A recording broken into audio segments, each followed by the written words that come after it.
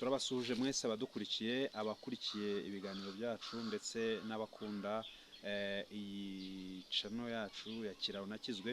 Mujye mukora subscribe, mukore share ndetse na comment na like nyinshi cyane kubw'ijambo ry'Imana. Reka dusenge kubw'uyu mwanya tugiye kwinjiramo. Turagushimye Mana nziza, Mana ikomeye, kubw'uyu mwanya uduhaye. Tugushimiye gahunda wateguye kuva na kera. Turakwinginze kugira ngo utugirire neza, wambike imitima yacu ubwenge ndetse n'imbaraga zibasha kwakirira ijambo ryawe, kandi ubwenge bwacu bugabukire kugukorera no kuguhimbaza. Ukomeze kubana natwe muri byose, tubisabye twizeye mu izina rya Yesu Kristo umwami wacu, amen. Yesaya igice cya 46. Yego.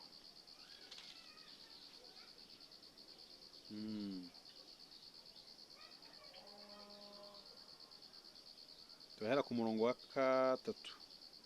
Turahera ku murongo wa gatatu tugeze ku wa gatandatu. Wa gatanu. Nimunyumve mwa nzu ya Yakobo mwe, namwe abarokotse mu nzu ya Isirayeli mwese. Abo nahetse mukiri mu nda nkabaterura mukivuka, nkabageza mu zabukuru. Ndiwe muzarinda imvi ziba uruyenzi nkibaheka. Ninjye waremye, ninjye uzaheka, ni koko nzaheka kandi nzajya nkiza. Mwampanya nande twahwana, kandi mwashushanya nande twasa. Iri ni ijambo ry'Imana ririmo kutubwira ngo nimunyumve ab'inzu ya Yakobo, nimunyumve ab'inzu ya Isirayeli, ngo ninjye wabahetse kandi muzarinda musaza nkibaheka. Niko ijambo ry'Imana ririmo kutubwira ngo mbese mwampanya nande twahwana cyangwa mwanshushanya nande twasa. Ni ijambo ry'Imana rikunze kunanira abantu benshi gusobanukirwa, ngo mbese Imana iraheka. Ngo hari umuntu wigeze kumbwira ngo ubwo murashaka guhekwa n'Imana haryara, ngo Imana ngo nigeraho ngo ibaheke.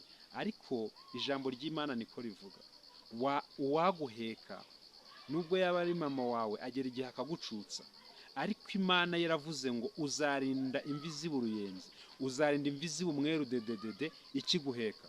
Uzarinda uva muri ubu bugingo, uva muri uyu mubiri ikiguheka, kandi no mu bugingo buhoraho izaba ikiri kumwe natwe. Haleluya. Inshuti magara zishobora kuguheka, zageraho zikagushira hasi. Hari abantu nkunze kumva bavuga ngo ni mu nsengere nagize ikibazo iki n'iki, ni mu nsengere. Baragusengera, ibibazo byabarambira, bageraho bakakurambika hasi. Niyo mpamvu ejo twize ijambo rivuga ngo ntukizere umwana w'umuntu. Uramwizera uyu munsi, ngo kandi naho yakubwira neza ibyo avuga ntukapfe kubyizera. Niko ijambo ry'Imana ejo ryatubwiye. Ariko uyu munsi Imana iravuze ngo njyewe Uwiteka munyiringire, munyizere, muzarinda musaza, muzarinda imvi ziba uruyenzi nkibahetse.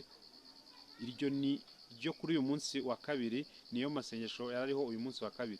Uzarinda usaza Imana ikiguhetse, uzarinda uva muri uyu mubiri Imana ikiguhetse. Niko ijambo ry'Imana rivuga. Kandi nanone hari ikindi kintu bavuze, baravuga ngo ni koko ku murongo wa 4, ngo ninjye waremye, ngo ni koko nzaheka kandi nzajya nkiza. Haleluya. Imana ngo izaheka kandi izajya ikiza. Kwiringira abantu ni ubusa, kwiringira abana b'abantu ntacyo bimaze. Hari igihe kigera ukumva ko abantu barimo kugutesha umutwe, hari igihe kigera ukumva ko abantu barimo kukubangamira, hari igihe kigera ukumva ko abantu barimo kukubwira bidakwiriye. Ariko icy'ingenzi ni uko wakora ibyo Imana ishaka, wakora ibyo Imana igutegetse, kuko kugukiza nizagukiza. Naho twebwe kugusengera, kuguheka, nyabona nimumfashe nimundwaneho, mfite ikigeragezo, ibyo igihe kiragera abantu bakabimenyera, bakabifata nk'ibisanzwe. Ariko Imana yonyine yo mu ijuru yo ngo tuzarinda tuba abasaza ikiduhetse. Nta nubwo tuzamenya igihe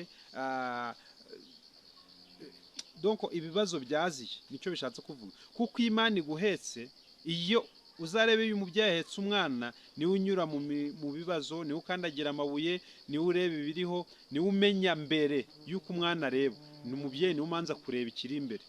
Haleluya. Niyo mpamvu Imana yavuze ngo reka iduheke, kuko yo irabanza ikamenya ikiri imbere yacu, ikabanza ikamenya ikiri imbere ya buri muntu uwo ari we wese, ikabanza ikamenya ibyo igiye kunyuramo, ibyo igiye kutunyuzamo uko bimeze. byaba ngombwa ikadutega imitaka kugira ngo ibibazo bitatumanukira, byaba ngombwa ikadufubika kugira ngo imbeho itadufata. Reka Uwiteka duheke, we kwikomeza kwizera abantu no kwiringira abantu, ahubwo reka Uwiteka guheke mu izina rya Yesu.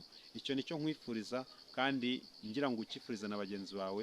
Mureke Uwiteka duheke, adushire ahakwiriye, adushire ahantu heza.